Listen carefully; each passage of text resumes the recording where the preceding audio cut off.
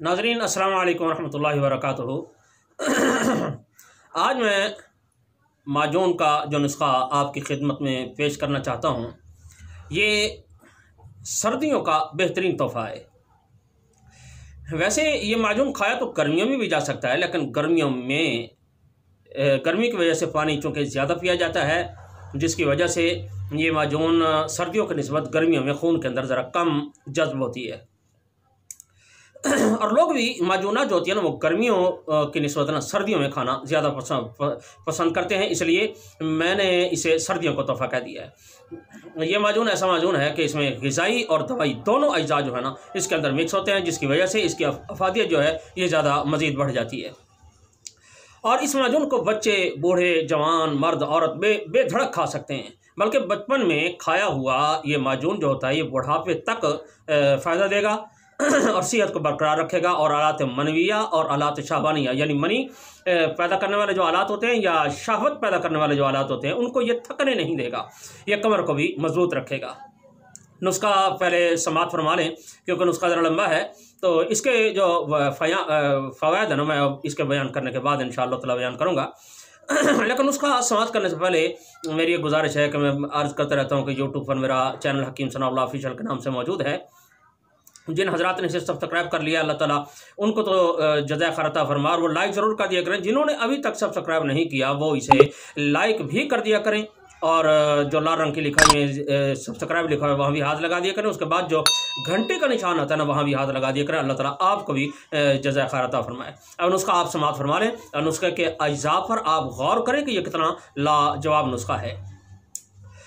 मगज़ बादाम 1 पाव लेने हैं, और मगज़ कद्दू, मगज़ खीरा, मगज़ तरबूज, मगज़ खरबूजा, मगज़ अखरोट और मगज़ नारियल, मगज़ पिस्ता, ये सारी जो है ना, ये 120 ग्राम लेनी है। और ये जो सतावर है ये, और मूसली सफ़ेद है, मूसली स्याह है, तोदरी सफ़ेद है, तोदरी स्याह है, ये सारी आपने 40-40 ग्राम लेनी है। और ये जो ताल मखाना है, मोचरस है, कमरकस है, तुख्म सरियाला है, और तुख्म गाजर, तुख्म शलजम, तुख्म मूली, दारचीनी, गूंद केकर, गूंद कतीरा, ये सब चीज़ें आपने 30-30 ग्राम लेनी है। आगे ये सालम मिस्री है, अकरकरा है, अनार के फूल हैं, और ये जिन्हें गुल अनार भी कहा जाता है, ये गुलनार भी कहा जाता है। मस्तगी रूमी, यह आपने सिर्फ 10-10 ग्राम लेनी है। और ज़ाफ़रान जो है ये सिर्फ 5 ग्राम लेना है। और चीनी जो है ये 4 किलो लेनी है।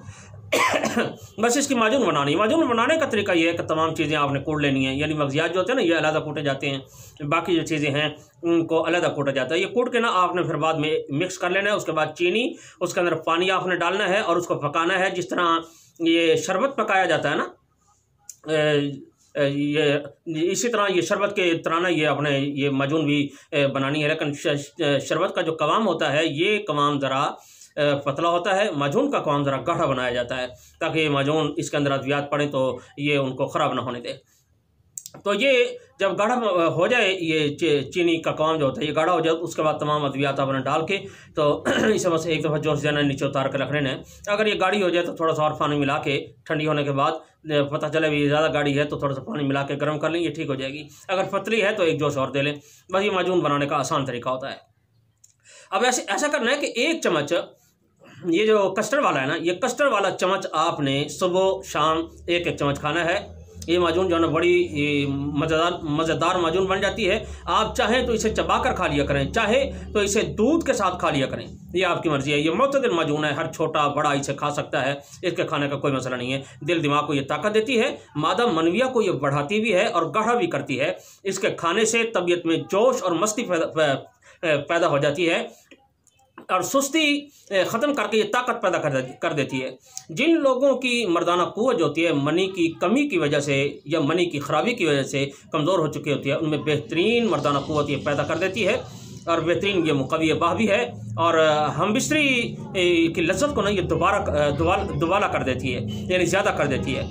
और हम बिस्तरी के बाद ये कमज़ोरी भी पैदा नहीं होने देती, चाहे इसे मर्द खा ले या औरत खा ले, दोनों के लिए ये बड़ी बेहतरीन चीज़ है। मर्दाना जरासीम को भी ये ताकतवर बना देती है। गर्ज है कि ये काबिल तारीफ़ माजून है, ये मर्द को औलाद के काबिल भी बना देती है। बस आखिर में मेरी दुआ ये है कि अल्लाह ताला मुझे भी, आपको भी, सबको सेहत कामिला आजिला मुस्तक़िला मुस्तमिर अता फरमाए।